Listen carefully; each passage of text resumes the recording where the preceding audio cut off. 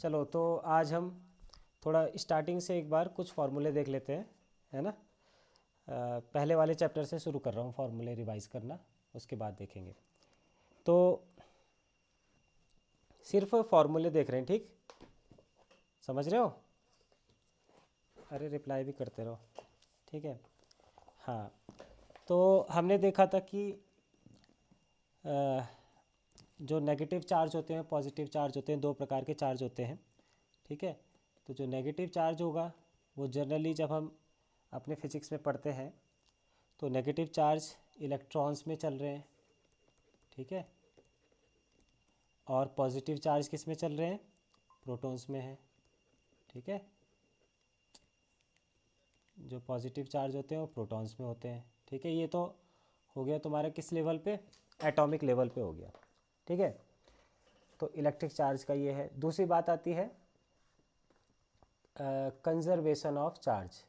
Conservation of charge, कोई बता सकता है कंजर्वेशन ऑफ चार्ज क्या होता है? हिंदी में इसको बोलते हैं चार्ज के संरक्षण का सिद्धांत, आवेश के संरक्षण का सिद्धांत।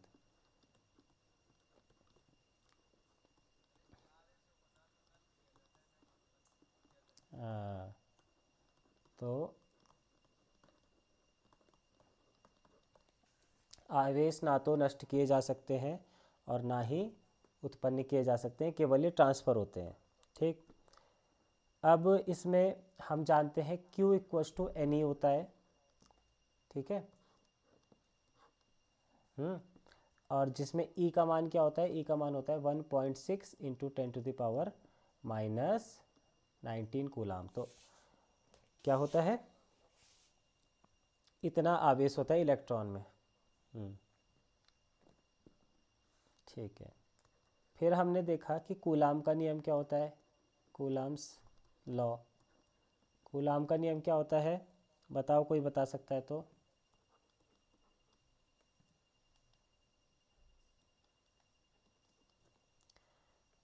F बराबर के Q1 Q2 upon are square, ठीक है, ये होता है। और इसमें K का मान अभी हम डिस्कस करते हैं। तो K का मान क्या होगा? 1/4 पाई एप्साइलन नॉट, जो कि होता है 8.99 इंटू 10⁻⁹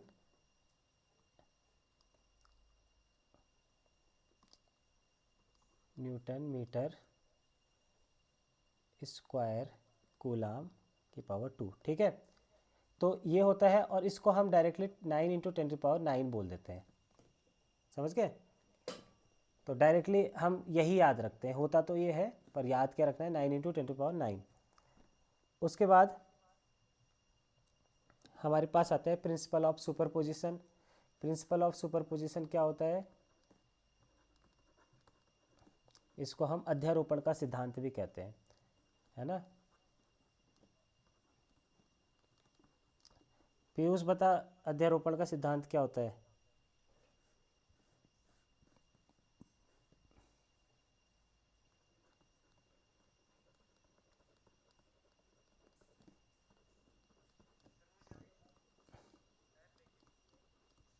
है ये एफ है।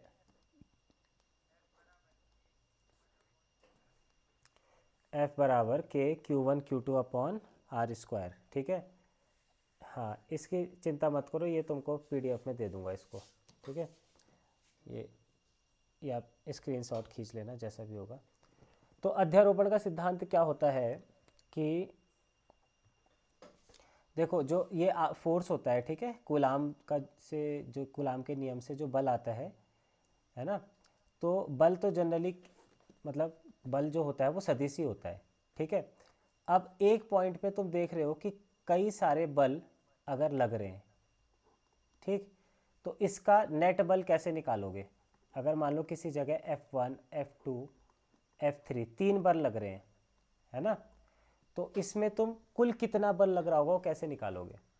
है ना, फोर्स जो नेट निकालना है वो कैसे निकालोगे? वेक्टर सम करोगे इसका, वेक्टर सम करोगे, ठीक है। तो अध्यारोपण का सिद्धांत क्या बोलता है कि अगर हमारे पास कई सारे आवेश हैं और उन कई सारे आवेशों के कारण किसी बिंदु पर बल लग रहा है, जैसे मान लो हमारे पास Q1, Q2, Q3 है, और इसके कारण हमारे पास किसी पॉइंट पे क्या लग रहा है, बल लग रहा है, तो इसके इन तीनों के कारण इस पे जो नेट फोर्स होगा एफ नेट, वो कैसे निकालोगे, इनके अलग अलग जो फोर्स होंगे उनका वेक्टर सम कर दोगे। समझ गए? जो इनके कारण अलग अलग बल आ रहे हैं उनका वेक्टर सम कर दोगे। अब वेक्टर सम निकालने के तरीके हमने देखे थे 11th में, ठीक है, जहाँ पे आएंगे तब देख लेंगे, जब क्वेश्चन आएंगे वहाँ पे देख लेंगे।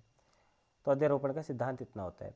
फिर हमने क्या देखा था, रैखिक आवेश घनत्व देखा था, ठीक है, जिसको हमने कंटिन्यूस चार्ज डिस्ट्रीब्यूशन में तीन चीज़ें पढ़ी थी।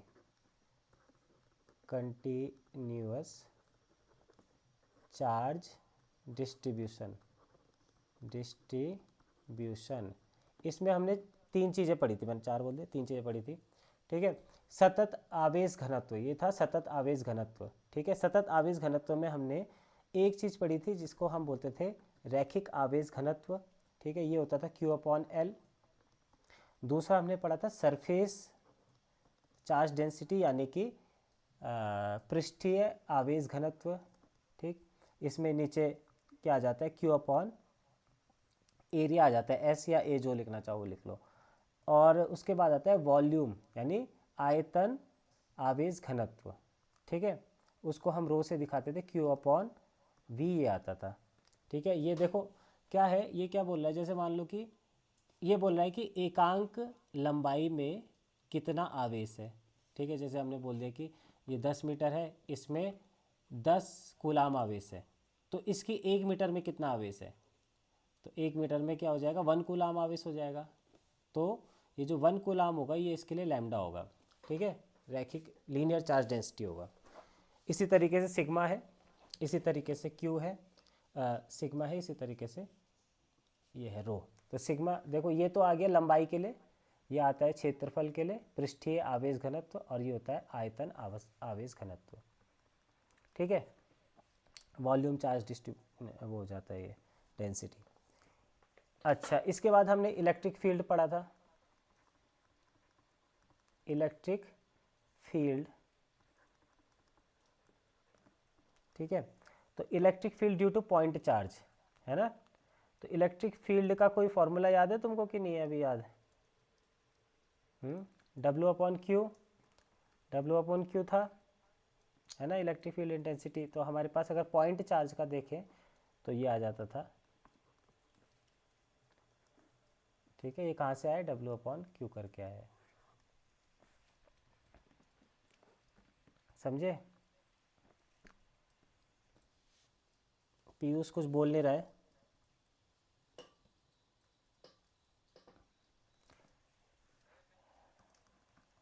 नहीं हो रहा? अच्छा, इसको बोल अपनी ज़रा स्क्रीनशॉट भेज के भेज जरा, क्या हो रहा है, क्या दिक्कत हो रही है, व्हाट्सएप में भेज, मैसेज में भेज। अच्छा, इसने कहाँ से कर रहा है, गूगल मीट पता भी है इसे, गूगल मीट क्या होता है? अच्छा, ठीक है। इसके बाद हम बात करते हैं इलेक्ट्रिक फील्ड लाइंस की, इलेक्ट्रिक फील्ड लाइंस, ठीक है। तो ये इसके गुण देखने हैं तुमने कि वैद्युत क्षेत्र रेखाएं क्या होती हैं। तो वैद्युत क्षेत्र रेखाएं क्या है, हमने क्या कर रखा है, जो हमारा इलेक्ट्रिक फील्ड होगा उसको समझाने के लिए, ठीक है, इमेजिन करने के लिए हमने क्या करी रहती है, कुछ लाइंस खींची रहती है, काल्पनिक रेखाएं, ठीक है। जो कि क्या क्या बताता है, जो ये बताता है कि स्पेस में आपका इलेक्ट्रिक फील्ड किस तरीके से डिस्ट्रीब्यूट हो रखा है, ठीक है। तो ये जो इलेक्ट्रिक फील्ड लाइंस होती हैं ये दिखाई जाती हैं कि ये पॉजिटिव चार्ज से नेगेटिव चार्ज की ओर जा रही है, हमेशा पॉजिटिव चार्ज से शुरू होती हैं और नेगेटिव चार्ज में ख़त्म होती हैं, ठीक। फिर दूसरी चीज़ हमने देखी थी कि जो ये इलेक्ट्रिक फील्ड लाइंस होती हैं ये एक दूसरे को कभी भी काटती नहीं है, ठीक है, कभी भी ये एक दूसरे को नहीं काटती हैं। फिर तीसरी बात हमने देखी थी कि जो क्या होगा, कंडक्टर यानी कि चालक, ठीक है, चालक की सतह के परपेंडिकुलर होगी हमेशा ये, ठीक है। तो अगर हमारे पास कोई कंडक्टर है तो उसकी सरफेस की हमेशा परपेंडिकुलर ये लाइन होगी, ठीक। इसके बाद हमने देखा परपेंडिकुलर मतलब लंबवत, लंबवत, लंबवत होंगी। अब हम देखते हैं कि इलेक्ट्रिक फील्ड के हमने डाइपोल के कारण पढ़ा था, वैद्युत द्विध्रुव के कारण, ठीक है, द्विध्रुव याद होगा। तो वैद्युत द्विध्रुव के कारण जो इलेक्ट्रिक फील्ड होता है, यानी इलेक्ट्रिक डाइपोल के कारण जो क्या होता है, इलेक्ट्रिक फील्ड इंटेंसिटी होती है, उसका फॉर्मूला क्या था, कोई बता सकता है? एक्सियल वाला था 2p/r³, ठीक है, 2p/r³। और ई इक्वेटोरियल क्या था, मतलब अभी बताता हूँ इसको भी, और ये केवल p/r³ था, ठीक है, kp/r³, ठीक। अब देखो एक्सियल का मतलब है कि वो क्या थे, जैसे डाइपोल था तो इससे ठीक जो बीच का पॉइंट था उससे 90 डिग्री पे जो लाइन जाती है, बिंदु यहाँ कहीं पे होगा, ठीक है, इस लाइन पे होगा। तो इसी लाइन के किसी पॉइंट पे हमको क्या निकालनी है, इलेक्ट्रिक फील्ड निकालना है, तो वो इस फॉर्मूले से निकलेगा। और अगर हमको ऐसे सीधी लाइन ले जानी है और यहाँ पे कहीं से पॉइंट निकालना है तो ये क्या हो जाएगा, ये वाला, अच्छा मैंने उल्टा बोल दिया है, ये जो क्या था इससे पहले बताई थी मैंने, ये एक्सियल लाइन, ये इक्वेटोरियल लाइन है, और ये वाली एक्सियल लाइन है, ठीक है। हाँ, एक्सियल क्या होती है, इसके एक्सिस पे जा रही है ये सीधी, और ये वाली क्या है, इक्वेटोरियल लाइन है। तो अगर इस लाइन पे कोई पॉइंट होगा तो वो एक्सियल पॉइंट हो जाएगा, और इस लाइन पे कोई पॉइंट होगा तो वो इक्वेटोरियल पॉइंट हो जाएगा।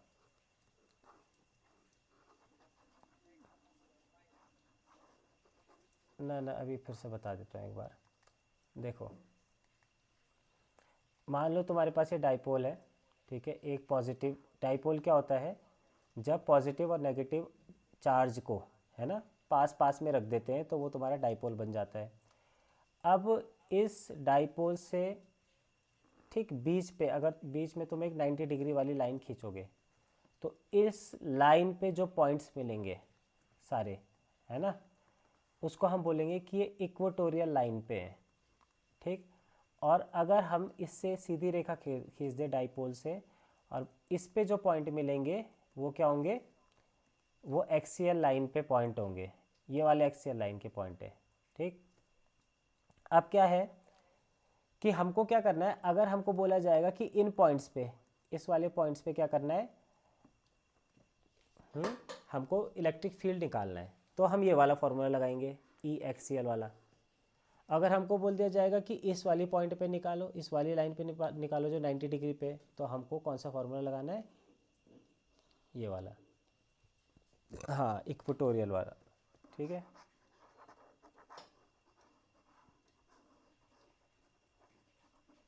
फिर सारी बात समझ में। और इलेक्ट्रिक डाइपोल का क्या फॉर्मूला होता है, याद है?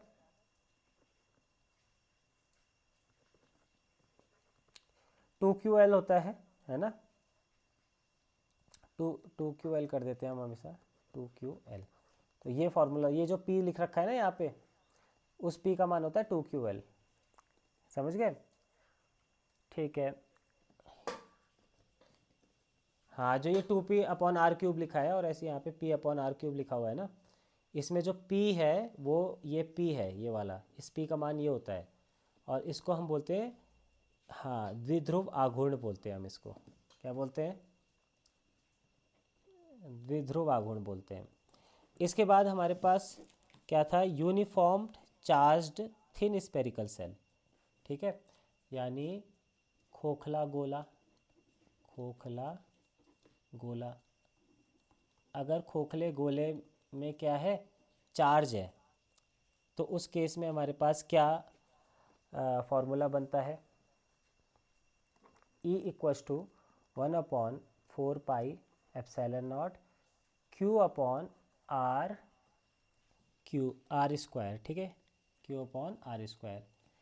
ये पर किस केस के लिए, ये उस केस के लिए जब हमने जो पॉइंट लिया हुआ है वो पॉइंट उस गोले से बाहर लिया हुआ है, ठीक है, जब हमने पॉइंट गोले से बाहर लिया, अगर इसकी रेडियस आर है गोले की और ये यहाँ से लेकर यहाँ तक की डिस्टेंस स्मॉल आर है, तो हम क्या बोल सकते हैं कि जो स्मॉल आर है वो ग्रेटर देन है कैपिटल आर के, ठीक है। तो अगर कोई खोखला गोला है और उसके कारण बाहर हमको इलेक्ट्रिक फील्ड निकालना है, तो उसके लिए ये फॉर्मूला लगेगा। पर ये गोला इलेक्ट्रिक फील्ड कब बनाएगा, जब ये चार्ज्ड होगा, जब इस गोले में क्या होगा, आवेश होगा, उसके कारण ये इलेक्ट्रिक फील्ड बनाएगा। अगर हम सरफेस की बात करें, जब r इक्वल्स टू आर हो जाए, मीनिंग जब हम बोलें कि इसके सरफेस में कितनी इलेक्ट्रिक फील्ड इंटेंसिटी होगी, तो सीधे हम इस r की जगह कैपिटल R रख लेते हैं। E is equals to 1/4πε0 Q upon capital R square. और अगर हम बोलें कि R is less than capital R, इसका मतलब ये होगा कि जो पॉइंट है, अब हम बोल रहे हैं कि वो गोले के अंदर है, ठीक है। हमको क्या करना है, इलेक्ट्रिक फील्ड बताना है, पर उस पॉइंट पे बताना है जो इस गोले के अंदर है, ठीक है। पहले वाले केस में क्या किया हमने, हमको उस पॉइंट पे इलेक्ट्रिक फील्ड निकालना है जो गोले के बाहर है, ठीक है। अब वो गोले के बाहर है, जब हम, हाँ, तो उसके लिए ये फार्मूला हो गया। हमने दूसरा ये देखा, हमको उस पॉइंट पे इलेक्ट्रिक फील्ड निकालना है जब वो पॉइंट कहाँ है, गोले के सरफेस में है। तीसरा, अब हम उस पॉइंट पे इलेक्ट्रिक फील्ड निकाल रहे हैं जो गोले के अंदर है, ठीक है। तो इसके लिए क्या होता है, इलेक्ट्रिक फील्ड जीरो होता है। क्यों, क्योंकि किसी भी चार्ज सरफेस के अंदर, जो क्लोज्ड सरफेस है उसके अंदर इलेक्ट्रिक फील्ड जीरो होगा, ठीक है। कौन सा सरफेस होना चाहिए, चालक होना चाहिए, ठीक है। हाँ, तो किसी भी ये स्फेरिकल सेल के अंदर ई जीरो होगा, ठीक है। ओके, फिर इसके बाद हमारे पास आई थी uniform charged infinite plane sheet, ठीक है। अब हमने क्या पढ़ना था, एप्लीकेशन ऑफ गॉस लॉ, ठीक है। एप्लीकेशन ऑफ गॉस लॉ में हमारे पास, मतलब गॉस लॉ के हमने कौन कौन से अनुप्रयोग किए थे। तो गॉस लॉ लगा के हमने एक बनाया था इनफाइनाइट प्लेन शीट, यानी कि अनंत आवेशित चादर, एक ये बनाया था, ठीक है। तो अनंत आवेशित चादर जो है, E इक्वल्स टू 1/4πε0, इसको सॉल्व, एक मिनट। तो डायरेक्ट हमारे पास जो फॉर्मूला आया था वो आया था सिग्मा अपॉन 2ε0, ठीक है, आवेशित चादर के कारण। इसको याद रखना, सिग्मा भी मैंने तुमको बताया कि सरफेस चार्ज डेंसिटी है। और फिर एक था अनंत तार, आवेशित तार होगा ये भी, इनफाइनाइट लॉन्ग स्ट्रेट वायर, और इसके लिए हमने फॉर्मूला बनाया था लैम्डा अपॉन 2πε0 r, ठीक है। अच्छा, गॉस लॉ तो मैं बताने भूल गया। अच्छा, गॉस लॉ तो तुमको पता ही है क्या होता है। गॉस लॉ सबसे पहले बता देता हूँ मैं, E dot d s equals to, यानी जो वैद्युत फ्लक्स होता है उसका मान होता है Q अपॉन ε0, ठीक है। ये गॉस लॉ का नियम है, कई बार क्लास में बताया। देखो, अगर तुम्हारे पास कोई बंद सतह है और तुम बोलना चाह रहे हो कि इसके अंदर से कितना फ्लक्स निकल रहा है, फ्लक्स मतलब number of electric field lines, तो कितना फ्लक्स निकल रहा है ये कैसे पता चलेगा, है ये फ्लक्स होगा Q अपॉन एप्सिलॉन नॉट के बराबर। जितना आवेश इसके अंदर है इस सतह के अंदर, उसका अगर एप्सिलॉन नॉट से डिवाइड कर दोगे तो उतना ही फ्लक्स निकल रहा होगा। ठीक है, अगर इसके अंदर कोई Q है ही नहीं, Q बराबर 0 है, तो इससे निकलने वाला फ्लक्स भी, हाँ, इससे निकलने वाला फ्लक्स भी 0 हो जाएगा। ठीक है, आगे समझ में। हाँ, तो एक बार हम देख लेते हैं इसको। अच्छा, टॉर्क क्या होता है, यानी बला घूर्ण टॉर्क। याद है फॉर्मूला टॉर्क का? हाँ, टाउ, ये हम अभी इलेक्ट्रोस्टैटिक्स में पढ़ रहे हैं, हमने मैग्नेटिज्म में भी पढ़ लिया था। मैग्नेटिज्म में अभी पढ़ा है कि एम बी होता है, एम क्रॉस बी, और जो इलेक्ट्रोस्टैटिक्स है उसमें पी क्रॉस ई होता है। और देखो ये होता है क्रॉस प्रोडक्ट, जो तुमने 11th में पढ़ा था कि वेक्टर्स का क्रॉस प्रोडक्ट कैसे निकालते हैं। तो इसका फॉर्मूला होता है पी ई साइन थीटा। ठीक है, तो ये इसका परिमाण बता देता है कि कितना परिमाण आएगा। ठीक है, पी तुमको अभी बताया कि पी है डाइपोल मोमेंट, यानी द्विध्रुव आघूर्ण। ठीक, ई मैंने बताया कि इलेक्ट्रिक फील्ड है, जिस इलेक्ट्रिक फील्ड में इसको रखा होगा। थीटा, थीटा क्या है, पी और ई के बीच में कोण है। ठीक है, थीटा ई, पी और ई के बीच में कोण है। ठीक, समझ रहा है अनीस? अब देखो टॉर्क क्या चीज़ है। अगर मान लो हमारे पास कोई इलेक्ट्रिक फील्ड है कि किसी जगह पे, है ना, किसी जगह पे इलेक्ट्रिक फील्ड है, और हमने क्या कर दिया, हमने वहाँ पे एक डाइपोल रख दिया, पॉजिटिव और नेगेटिव। अब इसमें क्या होगा, पॉजिटिव में तो लगेगा फोर्स इलेक्ट्रिक फील्ड की डायरेक्शन में, और नेगेटिव में लगेगा इलेक्ट्रिक फील्ड की विपरीत दिशा में। तो क्या होगा, ये घूमने लग जाएगा, रोटेट करने लग जाएगा। ठीक है, और जब भी कोई वस्तु रोटेट करती है तो हम कहते हैं कि उसमें एक टॉर्क है। टॉर्क ही वो बल होता है जो इसको रोटेट कराता है। ठीक है, तो जो टॉर्क है उसका मान निकालने के लिए हमको क्या, हमारे पास फॉर्मूला है पी क्रॉस ई। ठीक है, हाँ, अब इसमें थीटा देखो, साइन थीटा का अधिकतम मान कितना हो सकता है, साइन थीटा का 1 हो सकता है ना, साइन थीटा का अधिकतम मान 1 हो सकता है। तो वो अधिकतम मान कितना हो, मतलब किस कोण में होगा अधिकतम मान, है 90 डिग्री पे होगा। तो टाव, जो टाव है टॉर्क, ठीक है, इसका जो मैक्सिमम वैल्यू आएगी वो थीटा इक्वल्स टू 90 डिग्री पे आएगी। ठीक है, और जो कि कितनी होगी, जब हम इसका मान 1 रख देंगे तो अधिकतम मान आ जाएगा पी ई, है ना। और टाव की जो मिनिमम वैल्यू होगी, मिनिमम वो आएगी थीटा इक्वल्स टू 0 पे, which means tau minimum equals to 0। अधिकतम 90 पे आएगा और मिनिमम 0 पे आएगा। ठीक है, अभी हमने उसकी बात करी थी फ्लक्स की, वैद्युत फ्लक्स की। ठीक है, चुंबकीय फ्लक्स भी होता है और वैद्युत फ्लक्स भी होता है। तो number of electric field lines, number of electric field lines जो हैं उनको हम बोलते हैं, उसको हम बोलते हैं फ्लक्स। और फ्लक्स का फॉर्मूला होता है ई डॉट डी एस। और इसको हम, जब हम डॉट प्रोडक्ट सॉल्व करते हैं, सुन रहा है अनीस, जब हम डॉट प्रोडक्ट को सॉल्व करते हैं तो हमारे पास आता है कॉस थीटा। तो जब यहाँ पे आ जाएगा E D S cos theta. ठीक है, हाँ, तो इतनी चीज़ हो गई। थीटा क्या चीज़ है, थीटा ई और डी एस के बीच का कोण है। ठीक है, तो ये मेन फॉर्मूले हैं हमारे फर्स्ट वाले चैप्टर के। तो अभी इतने फॉर्मूले बताए हैं, तो चलो इसी चैप्टर के क्वेश्चन देख लेते हैं कुछ।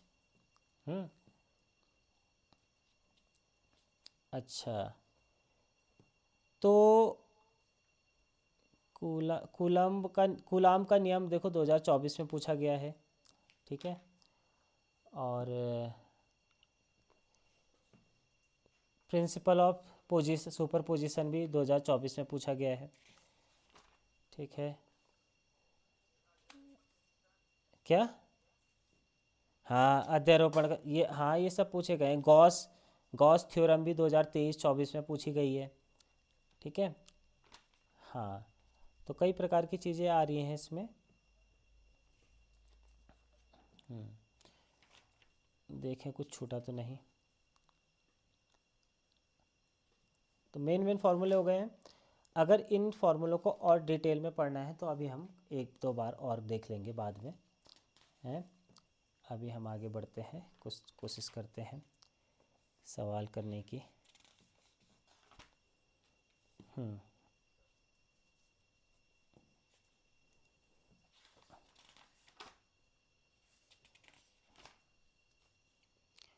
अच्छा, हमारे पास एक सवाल है कि पहले मैं सवाल पढ़ दूं पूरा। क्वेश्चन है, two identical small conducting ball B1 और B2।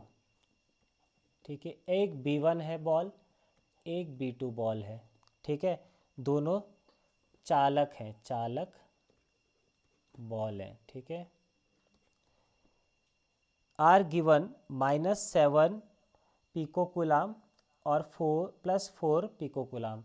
तो इसको दे दिया है -7 पिकोकुलाम और इसको हम दे देते हैं +4 picocoulomb. They are brought in contact with a third identical ball B3। ठीक है, अब इनको क्या किया हमने, इन दोनों को B3 से कांटेक्ट पे लिया है, B3 से टच करा दिया इनको, B3 से। ठीक है, एंड देन सेपरेटेड, और फिर अलग कर दिया। If the final charge on each ball is -2 PC। अब जब हमने इनको टच करा के अलग अलग किया तो प्रत्येक में -2 पी कूलाम आ गया, पिको कूलाम। ठीक है, तो ये पूछ रहा है कि B3 का इनिशियल चार्ज कितना था। क्या पूछ रहा है? हाँ, B3 का इनिशियल चार्ज कितना था, ये पूछ रहा है ये, है।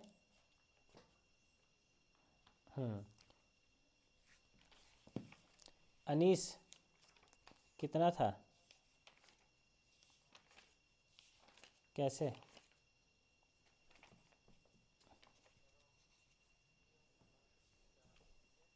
हाँ। हम्म।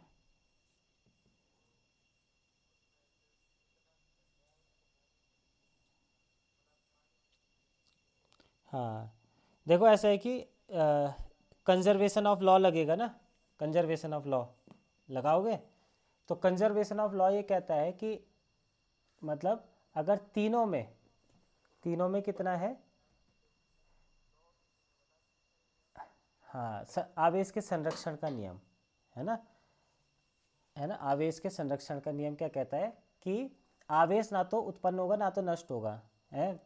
तो अगर तीनों में -2 और -2 है, यानी कि कुल आवेश कितना रहा होगा, इनका योग रहा होगा, है ना। अलग से तो कहीं पैदा होके आया नहीं होगा ये -2 PC। जब तुम इन तीनों को जोड़ोगे तो कुल आवेश कितना होना चाहिए, -6। ठीक है ना, कुल आवेश -6 होना चाहिए। तो -7 इसमें है, +4 इसमें है, तो ये जो तीसरे वाले का जोड़ोगे तो -6 आना चाहिए। ठीक है, हाँ, तो अब इसको सॉल्व कैसे कर लोगे, अब इक्वेशन, हाँ, -7 + 4 + x बराबर -6। तो यहाँ से कितना आ रहा है, सही आ रहा है, x बराबर -3 आ रहा है, 6, हाँ ठीक है, -3। ठीक है ना।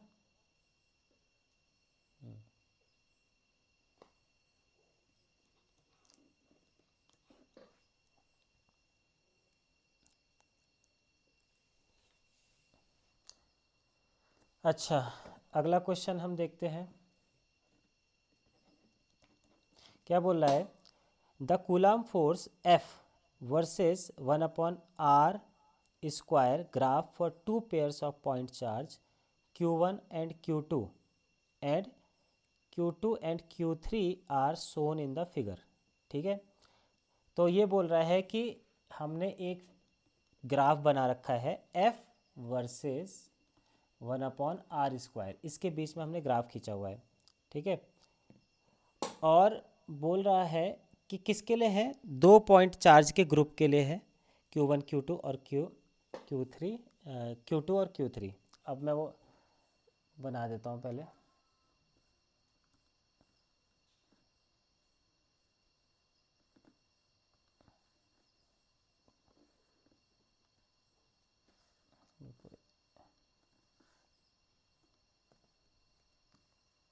ठीक है, ये F हो जाएगा ऊपर को, यहाँ पे हम F दिखा देंगे, और ये पॉजिटिव हो गया, ये नेगेटिव हो गया।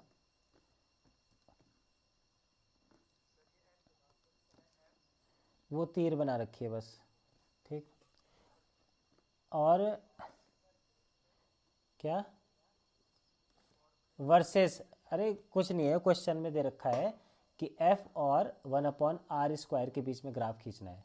ठीक है, तो मैंने दो एक्सिस बना दिए, एक ऊपर वाला बना दिया F पॉजिटिव, और ये वाला जो इस साइड जो एक्स एक्सिस दिख रहा है तुमको, यहाँ पे मैं 1/r² से ग्राफ खींचूंगा। ठीक है, ये वाली जो साइड है वो ये दिखाएगी। ठीक, अब ग्राफ क्या है, ग्राफ ये है, ग्राफ ये हो गया Q1 Q2, और ये है Q2 और Q3। ठीक है, ये हो गया। बोल रहा है the charge Q2 is positive has least magnitude. ठीक है, ये बोल रहा है कि जो Q2 है वो पॉजिटिव है, Q2 को पॉजिटिव बोल दिया है ना, और बोल रहा है कि सबसे कम यही है, सबसे कम जो आवेश है वो इसी में है। ठीक है, तो हमको कुछ कंडीशन बोल रखी है कि इनमें से कौन सी सही होगी। ठीक है, पहला दे रखा है Q1 is greater than Q2 is greater than Q3। दूसरा दे रखा है Q1 is greater than Q3 is greater than Q2। तीसरा दे रखा है Q3 is greater than Q2 is greater than Q1। और चौथा दे रखा है Q3 is greater than Q1 is greater than Q2। ठीक है, इन तीनों में से कौन सा सही होगा तुमने बताना है। अब देख लो, फॉर्मूला जिसका तुम यूज़ करने वाले हो वो होने वाला है F प्रोपोर्शनल टू Q, चलो F बराबर K Q1 Q2/r², इसकी मदद से तुमने देखना है। ठीक है, सोचो ज़रा कैसे हो सकता है।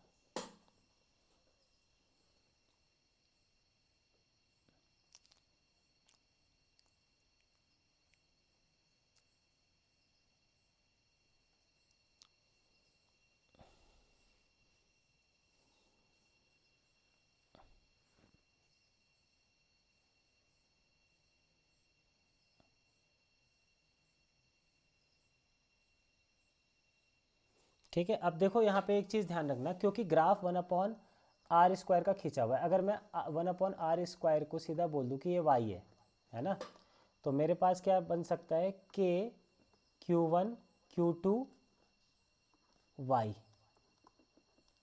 है ना। देखो ये है ना फॉर्मूला, यहाँ पे 1/r² है यहाँ पे 1/r², है ना। अब हमने डायरेक्ट ग्राफ खींचा हुआ है 1/r² का। अब मैंने बोल दिया कि सपोज 1/r² क्या है, मैं इसको y मान लेता हूँ कि y है।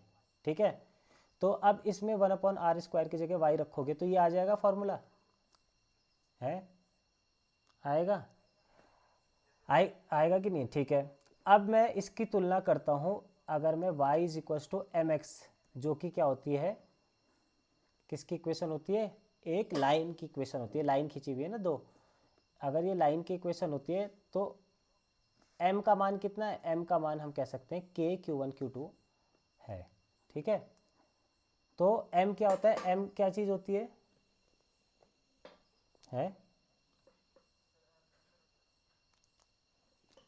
m ढाल होती है, ढाल।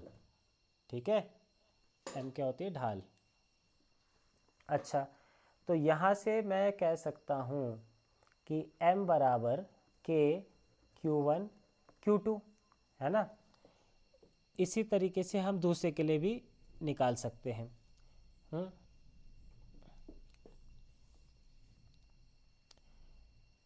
अब देखो पहले वाले की स्लोप जो है वो पॉजिटिव है ना।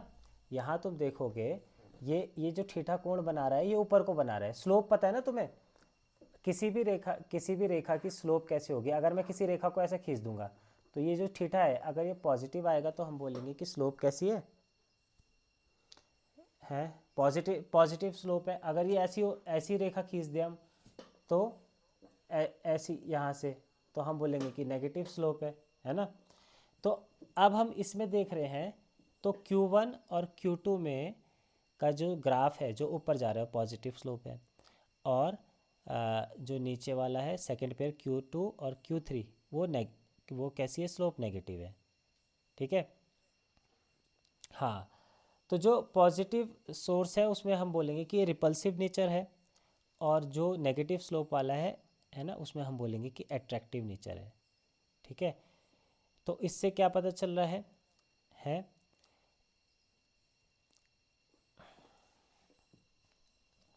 इससे ये पता चल रहा है, देखो उन्हें कैसे पता चल रहा है ये, इससे ये पता चल रहा है अगर ये पॉजिटिव है तो हम ये बोल रहे हैं कि Q1 और Q2 दोनों पॉजिटिव होंगे। ठीक है। कैसे, अगर इन्होंने बोल दिया, देखो ये फॉर्मूला है ना हमारे पास, ये फॉर्मूला है। अगर मैं इसमें एक को पॉजिटिव रख दूं, Q2 को बोला हुआ है पॉजिटिव रखना है, और मैं चाहता हूं कि फोर्स भी पॉजिटिव आए, तो कैसे आएगा, Q1 को भी पॉजिटिव होना पड़ेगा, है ना। समझ रहे हो। तो F बराबर अगर हमारे पास K Q1 Q2 और Y लिख देता हूँ मैं 1/r² को, तो अगर Q2 पॉजिटिव है और F टोटल पॉजिटिव है तो हम बोलेंगे कि Q1 भी पॉजिटिव होगा। तो Q1 एंड Q2 पॉजिटिव। ठीक है। अब सेकंड वाले में हम बोल रहे हैं कि नेगेटिव आ रहा है, M नेगेटिव आ रहा है, तो Q अब Q2 Q3 नेगेटिव कब आएगा है, Q2 Q3 नेगेटिव कब आएगा, जब Q1 पॉजिटिव है, Q2 पॉजिटिव दे रखा है, Q2 पॉजिटिव दे रखा है, Q3 नेगेटिव होगा, नेगेटिव। ठीक है। तो यहाँ से क्या बन जा रहा है, Q1 is greater than Q2 is greater than Q3। क्यों बोला हुआ है,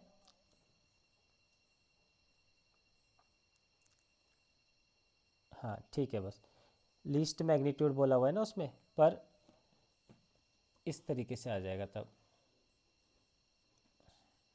ठीक, लीस्ट मैग्नीट्यूड बोला है पर ये नेगेटिव आ रहा है। ठीक है, तो ये इसका आंसर ये हो जाएगा। समझ गए, क्योंकि Q1 और Q2 में अगर दोनों पॉजिटिव है और मैग्नीट्यूड इसका कम है तो ये तो इससे नीचे आने ही वाला है। फिर हमको क्या बोला हुआ है, ये वाला नेगेटिव है तो इससे भी नीचे आएगा, तो ये सबसे नीचे आ जाएगा। इस क्वेश्चन को दोबारा समझाऊं कि बताओ। हम्म। हाँ, अनीस समझ में आया कि नहीं आया, एक और बार करें इसको डिस्कस। अच्छा, आ गया पक्का। अच्छा, चलो एक और क्वेश्चन करते हैं हम।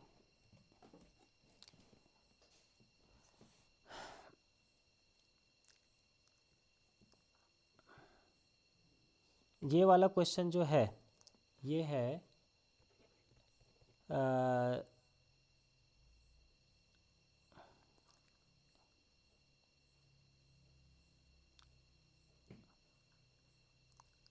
बोर्ड का 2023 का क्वेश्चन है। ठीक है। The magnitude of an electric field due to a point charge object at a distance of 4.0 metre is 9 newton per coulomb. ठीक है। इलेक्ट्रिक फील्ड जो है हमको दे रखा है इलेक्ट्रिक फील्ड, और किसके कारण इलेक्ट्रिक फील्ड दे रखा है, ये पॉइंट चार्ज के कारण। किसके कारण दे रखा है, पॉइंट चार्ज के कारण दे रखा है। और कितनी दूरी पर दे रखा है, 4 मीटर की दूरी पे दे रखा है। वो कितना है, 9 न्यूटन पर कूलाम। और दूरी कितनी दे रखी है, R बराबर 4 metre. From the same charged object the electric field of magnitude 16 will be distance. तो हमको ये बोला हुआ है कि अगर 4 मीटर पे 9 न्यूटन पर कूलाम है,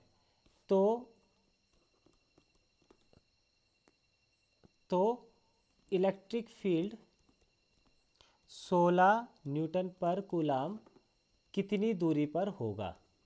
ठीक है, हमको बोल रहा है कि अगर 9 न्यूटन पर कूलाम होता है 4 मीटर पे, तो 16 न्यूटन पर कूलाम कितने मीटर पे होगा, हमको ये बोला हुआ है। ठीक है। तो क्वेश्चन खुद करने की कोशिश करोगे कि मैं ही कराऊँ सीधा, बताओ कैसे होगा ये बताओ। कौन सा फॉर्मूला लगेगा? E1 is equals to KQ/R1 स्क्वायर। R1 स्क्वायर इसलिए ले ले क्योंकि पहले ये वाला रख रहा हूँ। ठीक है, अब यहाँ से तुम क्या करो, इस पे मान रख के छोड़ दो या तो, है ना, या फिर मान निकाल दो, Q का मान निकाल दो यहाँ से सीधा। ठीक, चलो पहले रख लेते हैं 9 इक्वस टू के ये आ गया, अब Q हमको नहीं पता, अपॉन 4 मीटर, इतना हो गया। इसको इक्वेशन 1 मान लो। और E2 का हाँ हाँ स्क्वायर आ जाएगा ना। लो 16 इक्वस टू ये आ जाएगा Q/R2, कितना आना है, R2 निकालना है। ठीक है, ये है। अब ये बताओ कि अगर मैं इक्वेशन 1 को 2 से डिवाइड कर दूं, तो ये Q के सब ये सब कट जाएगा और R2 का मान आ जाएगा। ठीक है, तो 9/16 equals to KQ/4 square KQ/R2 square. ठीक है, K से K कट गया, Q से Q कट गया। अब ये 4 तो नीचे आएगा और R2 ऊपर आएगा, तो 9/16 इक्वल्स टू, अब ये 4 स्क्वायर 16 हो जाएगा, तो मैं डायरेक्ट लिख लूँगा अपॉन 16। ठीक है, अब ये 16 से 16 कट गया और R2 स्क्वायर इक्वल्स टू 9 और R इक्वल्स टू √9, कितना आएगा √9? 3 मीटर। ठीक है, अनीस जब यहाँ पे स्क्वायर है, ठीक है, स्क्वायर हटाने के लिए इधर क्या किया हमने, √ चढ़ा दिया। हाँ, अब देखो इसको हम इस तरीके से भी कर सकते थे और यहाँ से ऐसा भी कर सकते थे कि K का मान भी रख दो, Q का मान निकाल लो यहाँ से, है ना, और फिर यहाँ पे Q का मान, तो किसी भी तरीके से कर सकते थे, ये इजी था, इसमें कैलकुलेशन कम थी। ठीक है। एक मिनट। हाँ,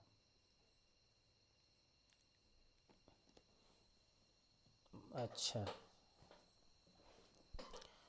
अगला सवाल हमारे पास है,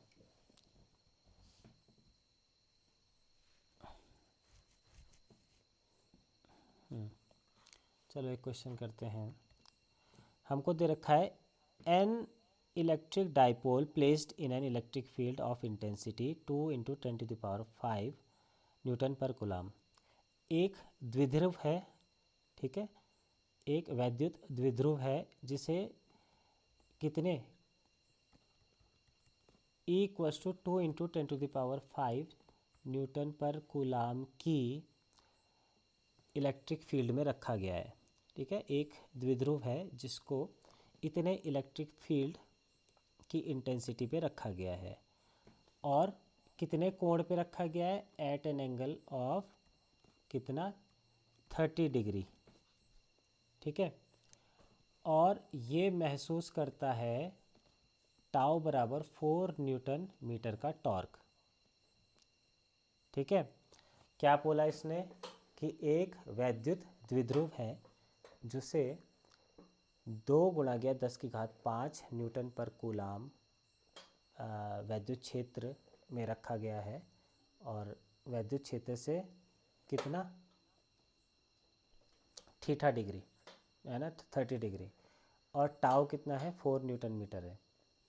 ठीक है, तो फिर ये बताओ कि हमको निकालना है डाइपोल पे चार्ज कितना होगा यदि डाइपोल की लेंथ 2 मीटर 2 सेंटीमीटर है। ठीक है, हाँ आवाज़ आ रही है ना? अभी मेरी डेटा पैक ख़त्म हो गया मेरा। चलो जब तक आ रही है चला लेते हैं, है ना? हाँ, तो क्या, ठीक है, तो वो एक डाइपोल है हमारे पास। ठीक है, एक पॉजिटिव एक नेगेटिव होगा, और ये बोला हुआ है कि इस पर चार्ज कितना होगा ये बताओ, जबकि इसके बीच की दूरी 2 सेंटीमीटर है। ठीक है, हाँ, तो अब ऑप्शन, चलो तुम करोगे, ऑप्शन दूँ क्या कि मैं ही बताऊँ सीधा? ऑप्शन है, ऑप्शन ऑप्शन ऑप्शन ऑप्शन है 7 माइक्रोकूलाम, 8 माइक्रोकूलाम, 2 माइक्रोकूलाम, और तीसरा है 5 माइक्रोकूलाम। एक बार ट्राई करो इसको।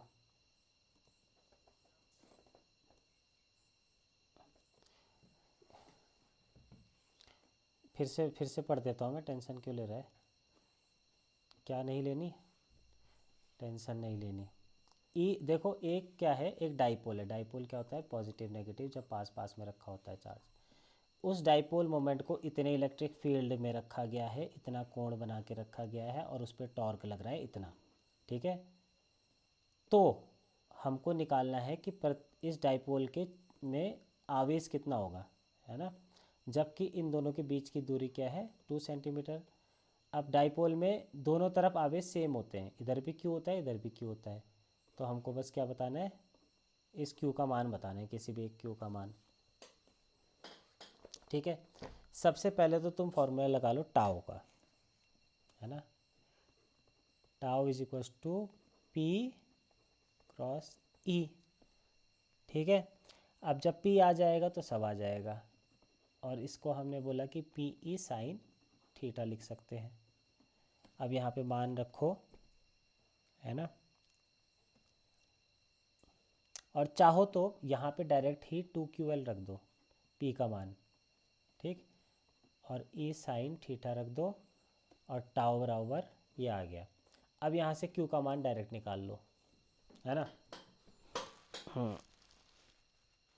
सेंटीमीटर को मीटर में चेंज करना पड़ेगा, और इसको ये माइक्रो, और क्या दे रखा है हमको? और कुछ नहीं दे रखा, बस सेंटीमीटर को मीटर में चेंज कर लेना। 2 × 10⁻²। ठीक है, और बाकी कुछ नहीं है, बाकी सब दे रखी है सही यूनिट में।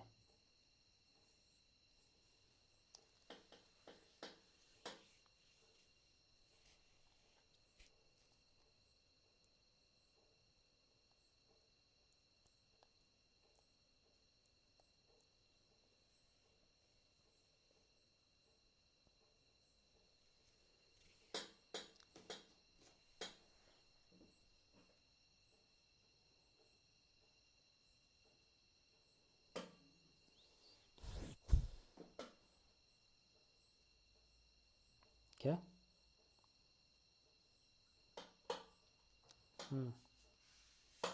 अपना वीडियो ओपन कर सकते हो तुम लोग, मेरे को दिखा सकते हो क्या कर रहे हो, अगर दिख पाए तो।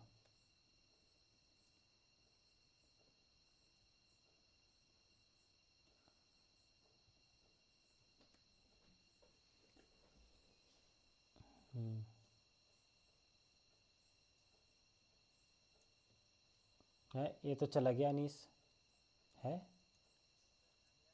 अच्छा, उसमें लिखा हुआ आ रहा था ना तब। ठीक ठीक, हाँ।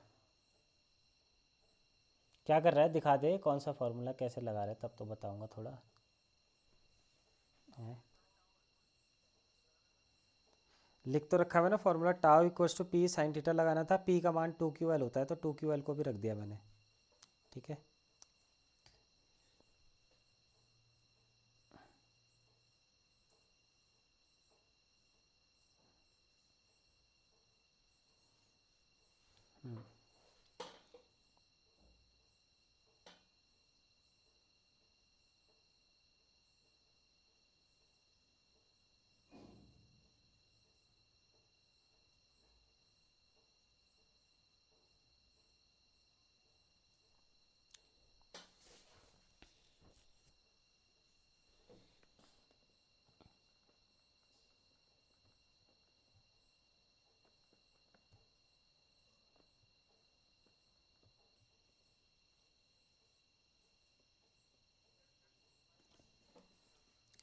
हाँ 2 माइक्रो कूलम आएगा।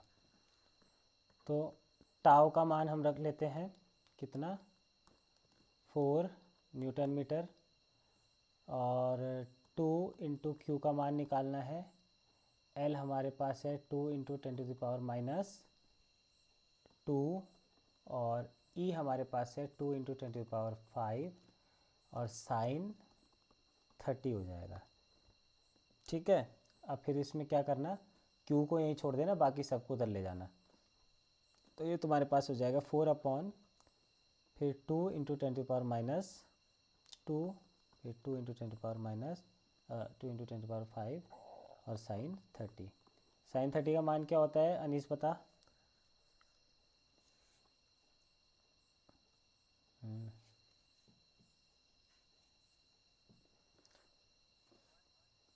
अरे भाई हाफ, ठीक है। तो इसमें क्या करना है, इसका मान रखना और क्यू का मान आ जाएगा, देख लेना 2।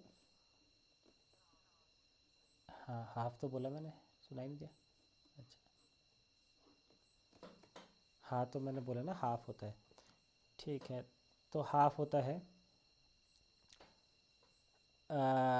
हाफ रख देना, और जो आंसर आएगा 2 मिली, माइक्रो था मिली था, मिली ना, हाँ 2 माइक्रो कूलम।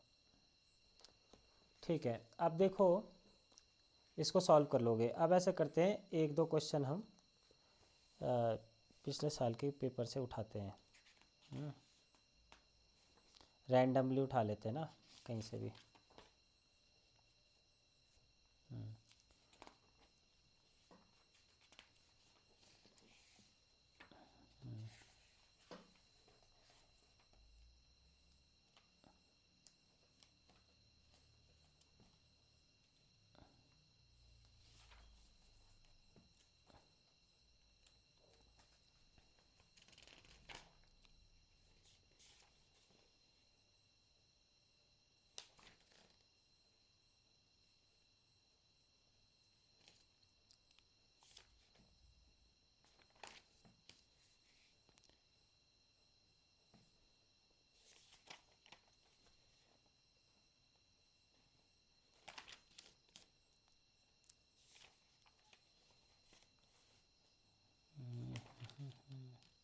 चलो एक क्वेश्चन मैं बताता हूँ तुमको, कहाँ गया, कितने था अवेश।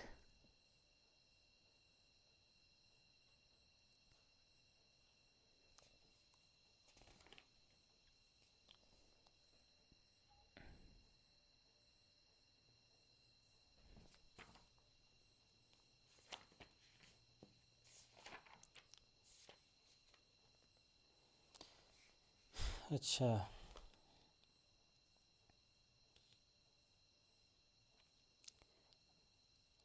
देखो एक क्वेश्चन है हमारे पास,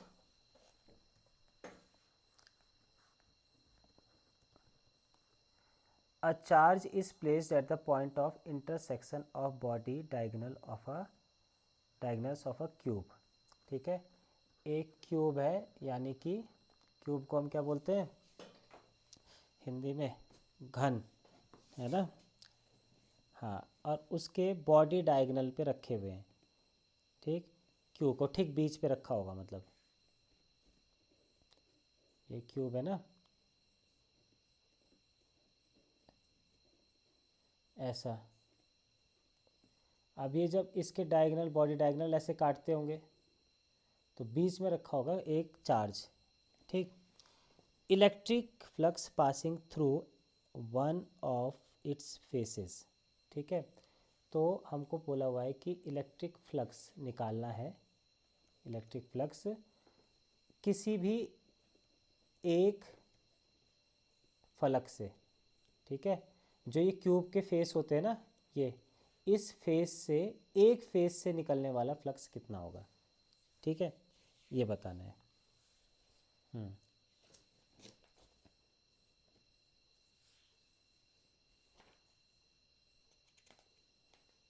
करो।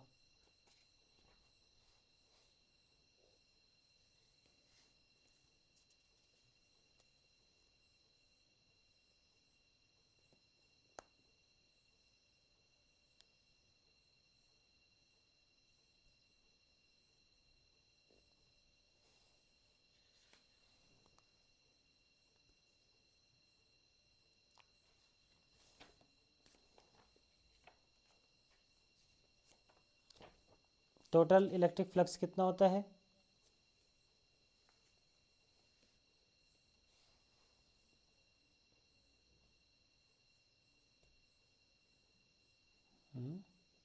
टोटल इलेक्ट्रिक फ्लक्स होता है क्यू अपन एप्सिलॉन नॉट। ठीक है। अच्छा ऑप्शन बता देता हूँ।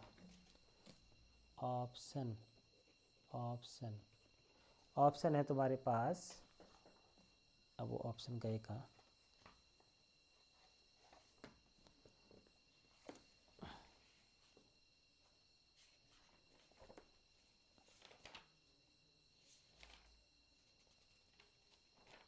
मतलब ऐसे चलो मैं, ये हो जाएगा लो, Q upon 2 epsilon naught, Q upon 6 epsilon naught, Q upon 4 epsilon naught, Q upon 3 epsilon not.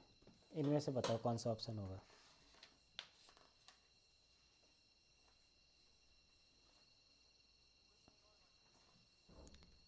एक डब्बा है यानी क्यूब है ना? उस क्यूब के ठीक बीच में हमने क्या रखा हुआ है? एक आवेश रखा हुआ है। ठीक है। तो हमको बोलना है कि इसके प्रत्येक फलक यानी हर फेज से निकलने वाले वैद्युत फ्लक्स का मान कितना होगा।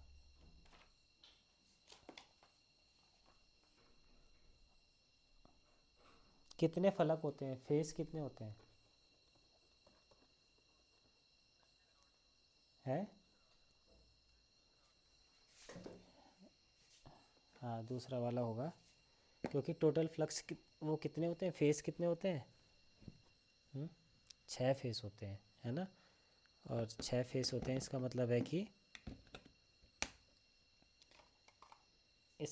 है कि 6 से डिवाइड कर दोगे, है ना?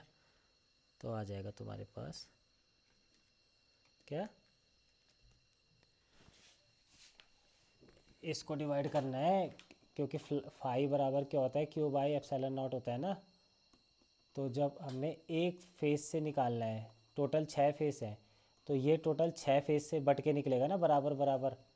एक फेज से, दो फेज से, टोटल 6 फेज में ही बटेगा ये। तो इसको मल्टीप्लाई कर दोगे कितने से? 1/6 से। तो क्यू अपॉन 6 एप्सिलॉन नॉट ये आ जाएगा। ठीक। अच्छा अब एक क्वेश्चन मैं दे रहा हूँ जो आजकल चैप्टर हम पढ़ रहे हैं उसका। ठीक है।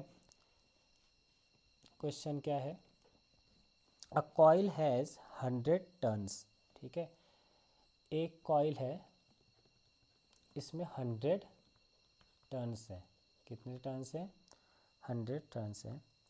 Each of area 0। अच्छा रुक जाओ, मैं हिंदी में बताऊंगा, टेंशन मत ले। ठीक है। पहले एक बार इंग्लिश में सुन ले। ईच ऑफ एरिया 0 जो है 0.05 मीटर स्क्वायर। और टोटल रेजिस्टेंस जो है, टोटल रेजिस्टेंस टोटल रेजिस्टेंस कहाँ से आ गया इसमें? एक मिनट है, जरा देख लेता हूँ मेरे को।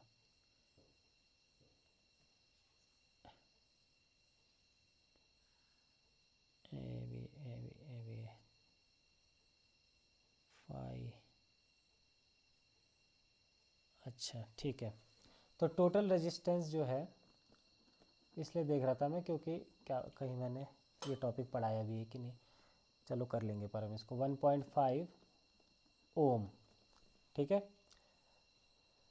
और it is inserted at an instant in a magnetic field of 990 millitesla with this axis parallel to the field.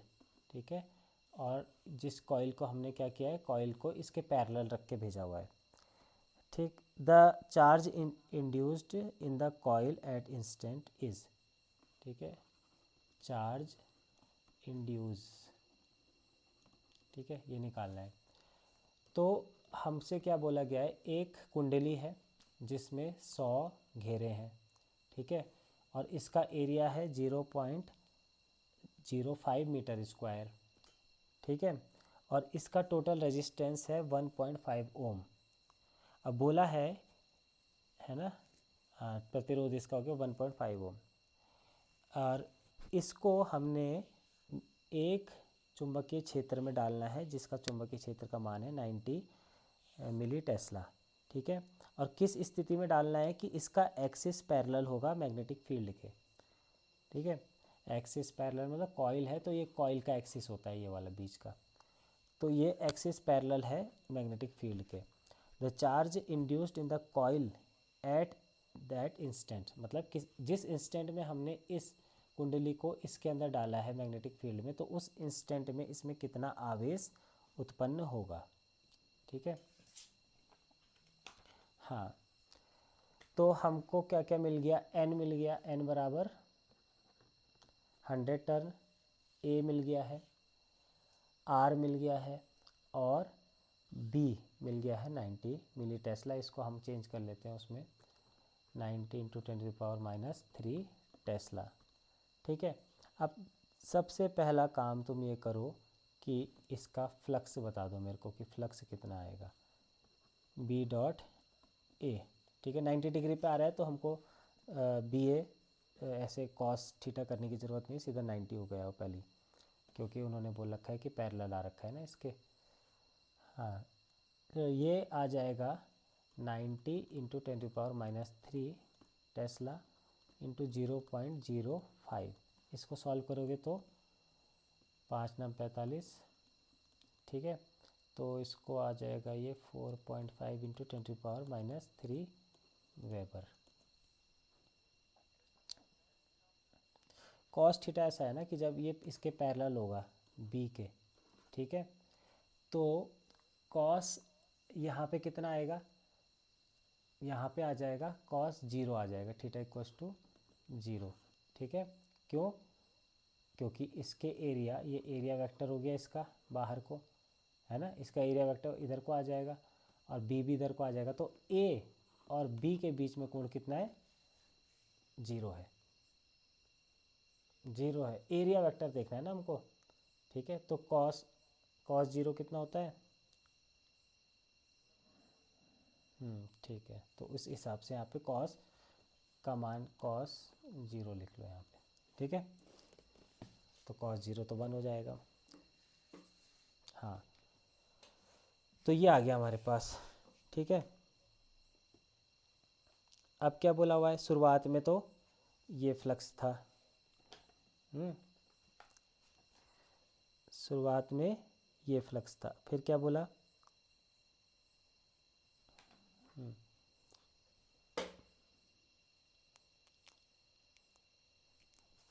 बोल रहा है इस parallel axis to the field charge induce रहता है,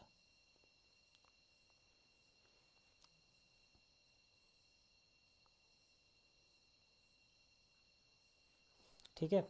अच्छा, ये तो उस टाइम पे फ्लक्स है जब ये मैग्नेटिक फील्ड में जाएगा, है ना, जब ये मैग्नेटिक फील्ड में जाएगा।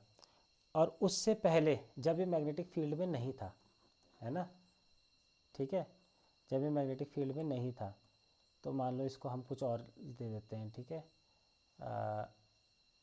ओ लिख देता हूँ मैं इसको, जब ये नहीं था तो उस टाइम पे इसमें 0 फ्लक्स था, ठीक है। तो फ्लक्स में चेंज कितना आया, फ्लक्स चेंज,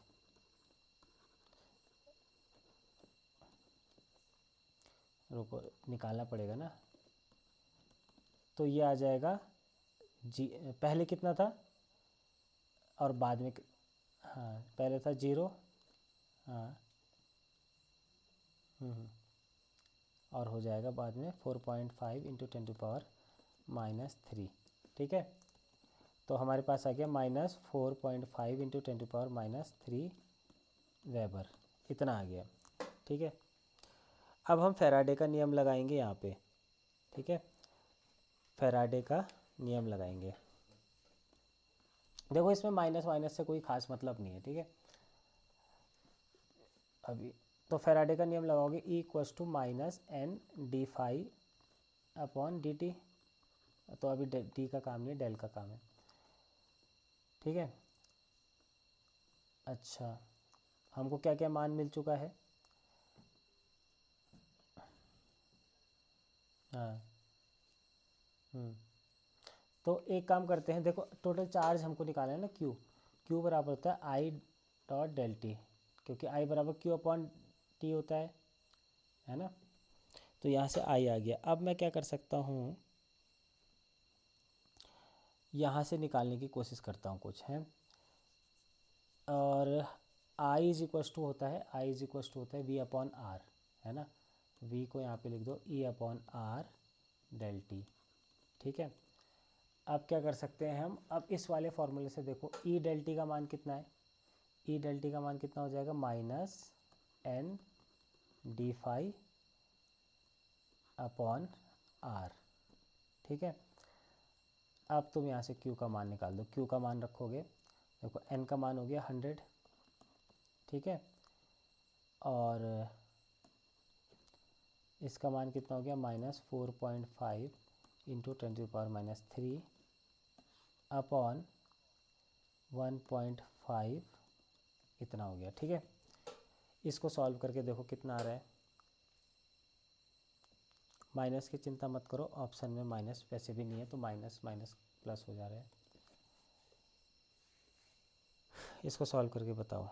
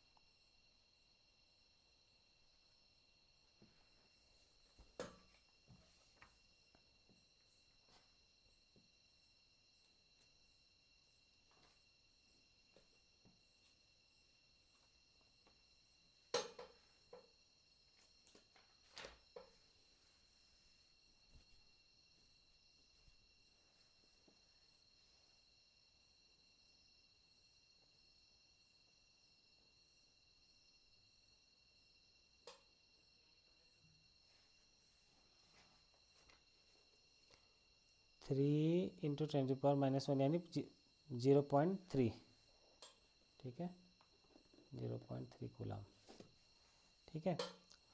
तो ऐसा करते कि अभी तो उसी का कर लेते हैं सवाल, करने और सवाल फ्री हो अभी हैं। हाँ तो ऐसा करते हैं कि फर्स्ट वाले चैप्टर के ही कर लेते हैं सवाल, क्योंकि ऐसे में सही नहीं है, फॉर्मूले भूल जा रहे हो।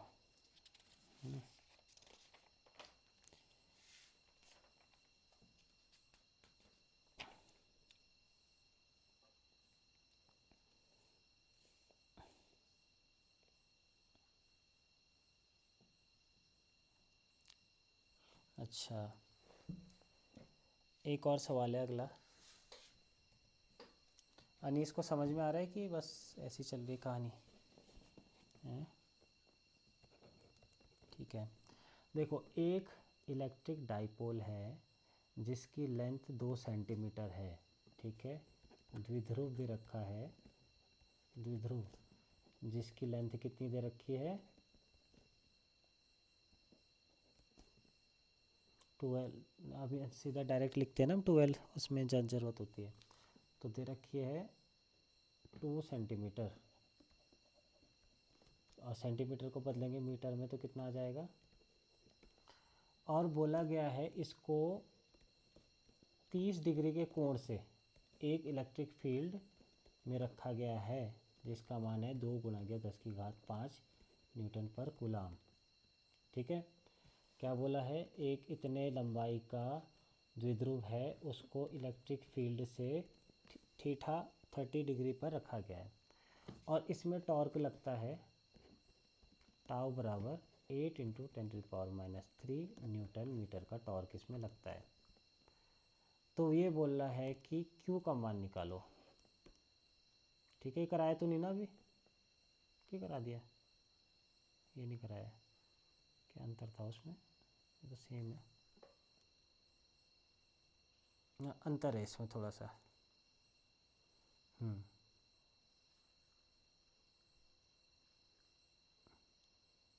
टॉर्क का अंतर है इसमें, टॉर्क का जो पहले कराया था उससे उसमें टॉर्क दूसरा था, सेम क्वेश्चन है बस टॉर्क अलग है।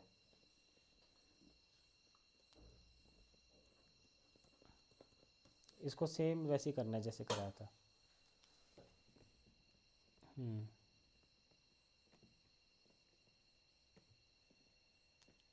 कितना आ रहा है क्यों? 2 क्यों आएगा? देखो 1 2 से तो ये 2 कट गया, और 2 दूनी 4 दूनी 8, तो 2 तो कहाँ से आएगा? 4 तो ये हो गया गुणा 10 की घात -3 बटे 10 की घात -2 गुणा 10 की घात 5। ठीक है, तो इससे ये कटेगा 10 की घात -1 बचेगा। ठीक, और इससे ये जाके नीचे जुड़ जाएगा, है ना, ये नीचे चला जाएगा। या फिर मैं इसको ऊपर ले आता हूँ तो बन जाएगा ये 4, ये है ना 10 की घात -6। ठीक है, और अभी तो ये कूलाम आ जाएगा, और अगर मैं इस कूलाम को हटा दूँ और इस -6 को भी हटा के लिखूँ तो ये माइक्रो कूलाम बन जाएगा। ठीक है।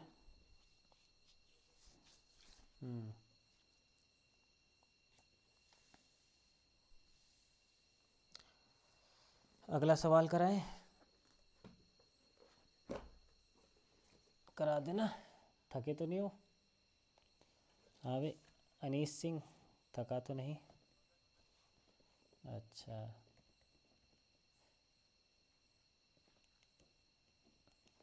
ठीक है। तो अब अगला है क्वेश्चन, मैं पढ़ रहा हूँ।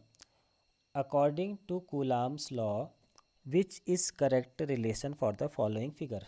ये बोल रहा है कि एक फिगर बना हुआ है, एक चित्र बना हुआ है, ये है Q1, और इसमें लग रहा है इस डायरेक्शन में फोर्स, इस डायरेक्शन में फोर्स F1 ना F12। ठीक है, और एक है यहाँ पे आवेश, ये है Q2, और इस पे लग रहा है इस डायरेक्शन में फोर्स, इस मतलब वो उसकी तरफ लग रहा है। ठीक है, और ये हो गया F21। एक दूसरे की तरफ लग रहा है, एक दूसरे की तरफ लग रहा है ये। ठीक, और हमको चूज़ करना है गिवन को ऑप्शंस में से। तो ए दे रखा है हमको Q1 Q2 is greater than 0, B है Q1 Q2 is less then 0, सी है Q1 Q2 क्या? हाँ, ये ऑप्शन है, ये 2 ऑप्शन दे रखे हैं। बोल रखा है कि कूलाम के नियम से बताओ कि ये इनमें से कौन सा ऑप्शन सही होगा।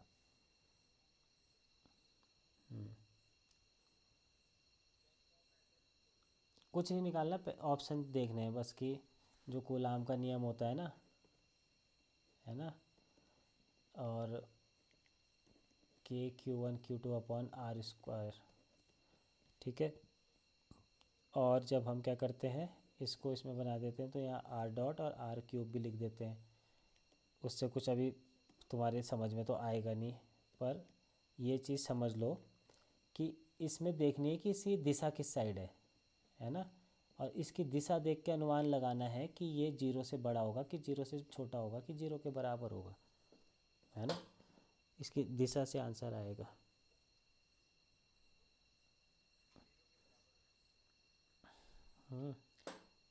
अच्छा बताओ कि समान आवेश क्या करते हैं, अट्रैक्ट करते हैं कि रिपेल करते हैं? प्रतिकर्षित करते हैं ना। समान आवेश, समान चिन्ह वाले आवेश प्रतिकर्षित करते हैं, और असमान चिन्ह वाले, तो ये असमान चिन्ह वाले होंगे कि समान चिन्ह वाले होंगे?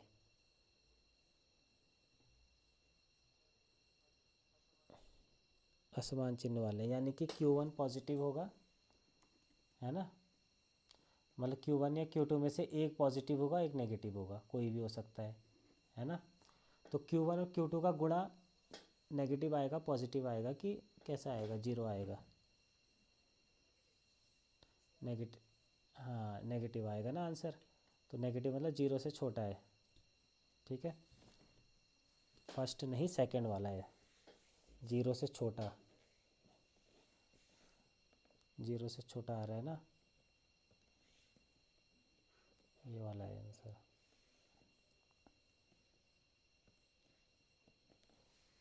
कर दिया नोट? हाँ, अच्छा।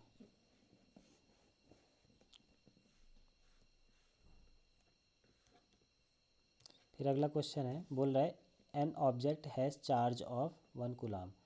एक वस्तु है जिसमें 1 कूलाम का चार्ज है ना, और ये क्या करता है, ये 5.0 इंटू 10⁻18 इलेक्ट्रॉन्स को गेन कर लेता है। ठीक है, नंबर ऑफ इलेक्ट्रॉन्स को, ये इतने को अपने अंदर ले लेता है और इतने इलेक्ट्रॉन। तो बोल रहा है कि अब उसका कुल आवेश कितना हो जाएगा, अब जो वो वस्तु थी उस वस्तु का कुल चार्ज कितना हो जाएगा, है ना। क्या बोल रहा है, 1 कूलाम की पहले से ही वस्तु है, ठीक है, अब उसमें क्या किया तुमने, इतने इलेक्ट्रॉन और दे दिए, तो उसमें कुल आवेश बताना है कितना होगा। ठीक है, ऑप्शन भी है, हाँ ऑप्शन बता देता हूँ। ए है -0.80 कूलाम, बी है +0.80 कूलाम, फिर सी है 1.80 कूलाम, और डी है +0.20 कूलाम।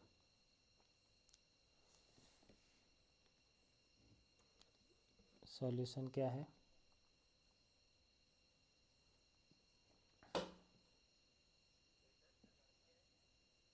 हैं 10⁻18। तो फॉर्मूला क्या है देखो, 1 कूलाम में आवेश कितना होता है, 1.6 इंटू 10⁻−19 कूलाम, है ना।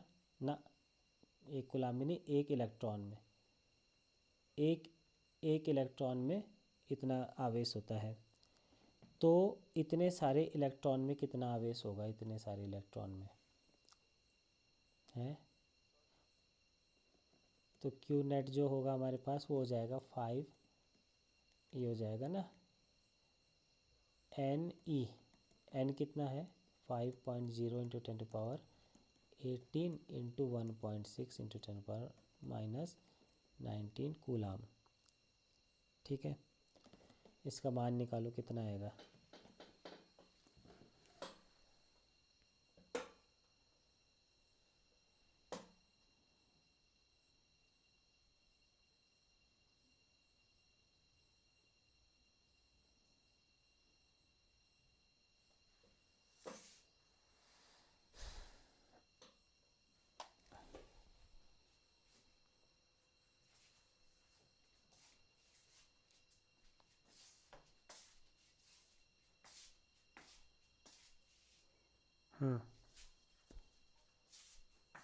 Option B. अच्छा, अभी ऑप्शन थोड़ी ना, अभी तो तुमने इसका मान निकाला होगा, क्यू नेट जो इतने इलेक्ट्रॉन में है, पर उसमें 1 कूलाम का आवेश पहले से भी तो है, 1 कूलाम प्लस क्यू नेट जो हमने अभी निकाला, उसको क्यू नेट मत बोलो, इसको बोल दो बस, क्यू बोल दो उसको, है ना, ये आ जाएगा क्यू नेट।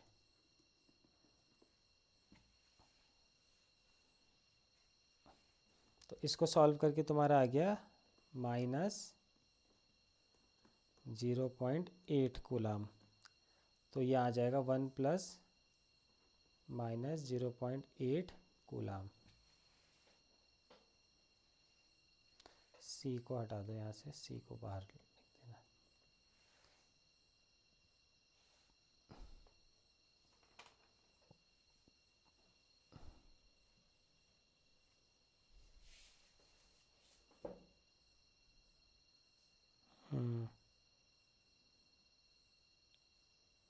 कितना आएगा, माइनस तो हमने माइनस करना है ना,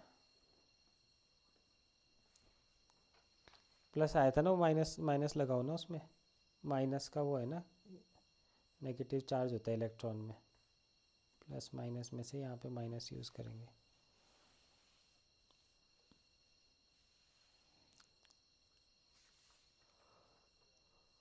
हम्म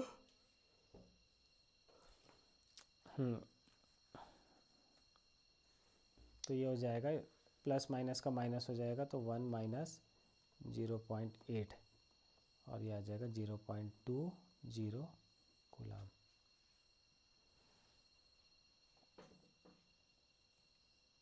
ठीक है।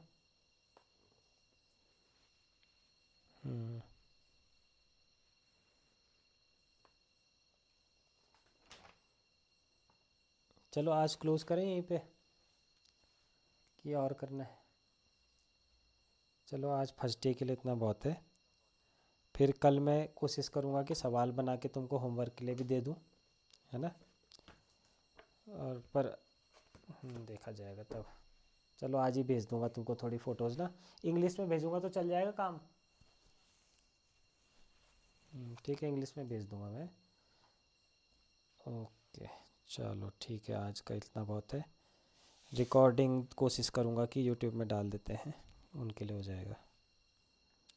चलो ठीक है, कुछ पूछना है? चलो ठीक है।